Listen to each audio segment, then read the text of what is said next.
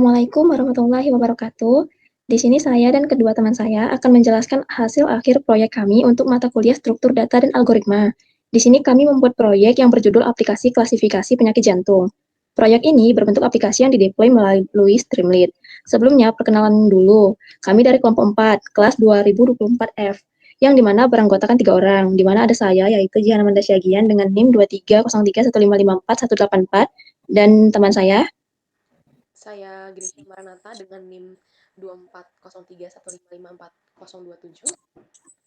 Dengan saya Muhammad Arif Afandi dengan NIM 240315541181. proyek ini memiliki 3 step dalam diagram alurnya. Yang pertama adalah tahap pre-processing. Yang kedua adalah tahap di mana kami menerapkan pembelajaran mata kuliahnya, yaitu struktur data dan algoritma.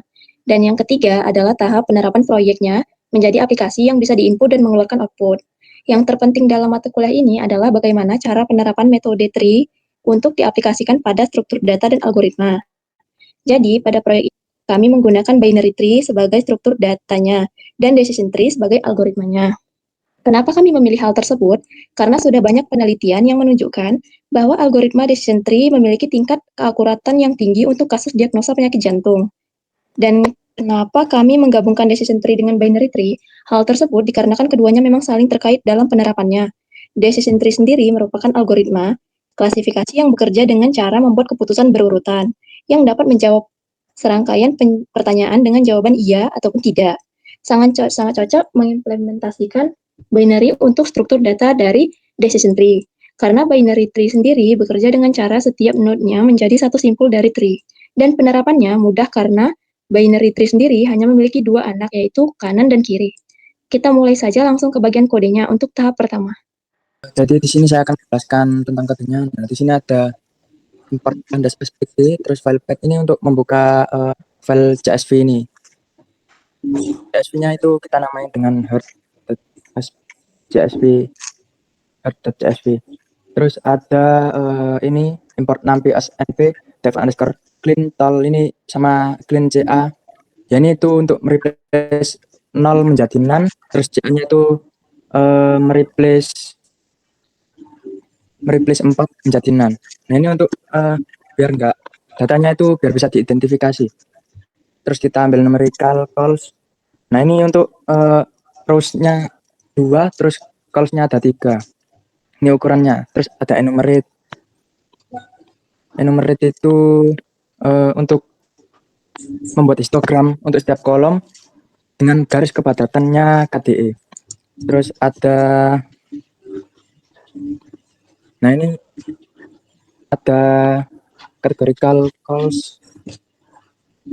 Nah ini terus ada categorical underscore calls 30 ini untuk menonaktifkan sumbu jika jumlah kolom tidak pas dengan grid. Dengan apa? Sama fungsinya juga bisa untuk merapikan tata letak. Terus ada for i call in enumerate. Ini itu untuk membuat diagram batangnya. Untuk tahap selanjutnya, ini adalah penerapan decision tree dan binary tree-nya. Yang pertama, kami membuat kelas untuk setiap node-nya. Dan yang kedua, kami membuat fungsi build tree, yang dimana itu terdapat setiap node dari fitur yang kami ambil, seperti CP itu 1, TAL itu 2, OPIC itu 1,5. Dan di situ juga ada penerapan decision tree-nya yang bertuliskan tidak, terus ada. Lalu, untuk tahap selanjutnya, itu kami membuat fungsi traverse tree. Itu untuk mengeluarkan hasil dari penerapan decision tree dan binary tree-nya. Lalu, untuk selanjutnya kami print tree-nya. Lalu, tahap selanjutnya, nah ini untuk mencoba manual. Jadi kami membuat pasien A, pasien B, pasien C, dengan masing-masing fitur yang berangka seperti yang sudah di-input, lalu di-print.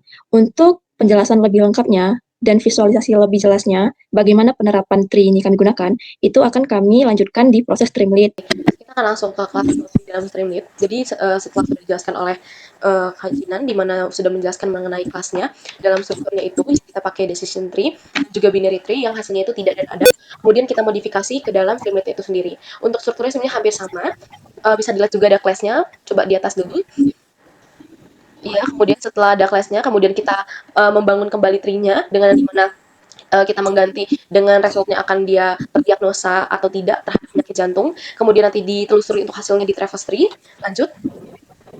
Oke, ke bawah dan kemudian kita akan langsung masuk dalam struktur si Streamlit-nya itu sendiri. Jadi kita buat aplikasinya itu, terus kemudian masukin fiturnya. Dan untuk setiap nama dalam fiturnya CP, TAL, H, All, Peak, dan Exang itu udah punya batas-batasnya sendiri. Seperti itu. Mungkin bisa langsung diperlihatkan visualisasi Streamlit-nya.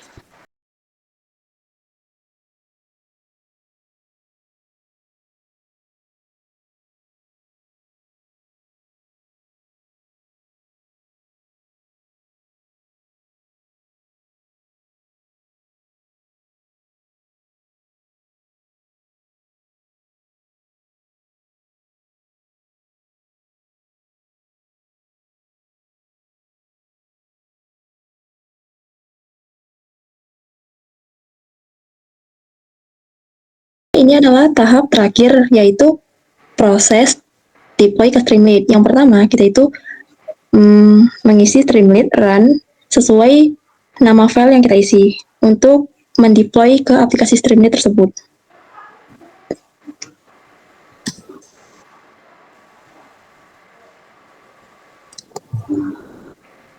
Ini adalah tahap di mana kita bisa melihat visualisasi dari kode-kode yang telah kita terapkan tadi.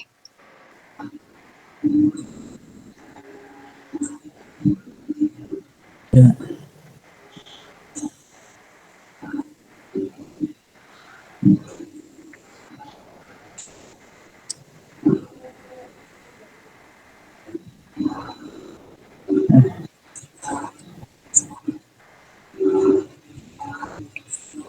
Nah, di sini kelihatan ada input dari kode yang telah kami buat berdasarkan 5 fitur, yaitu CP, TAL, H, Allpic, dan Exam. Mari kita input. Kita mungkin nyoba CP-nya 0, TAL-nya 2, H-nya 55, Allpic-nya 1,2, Exam-nya 0. Kita coba.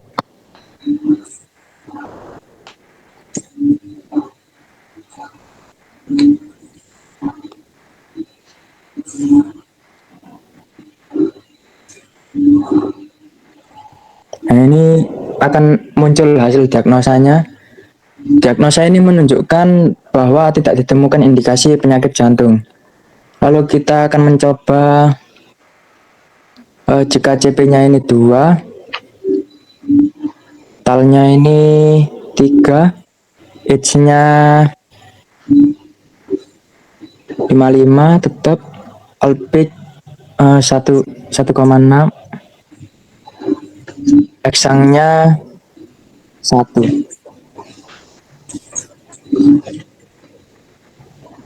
Lalu kita akan mencoba diagnosa.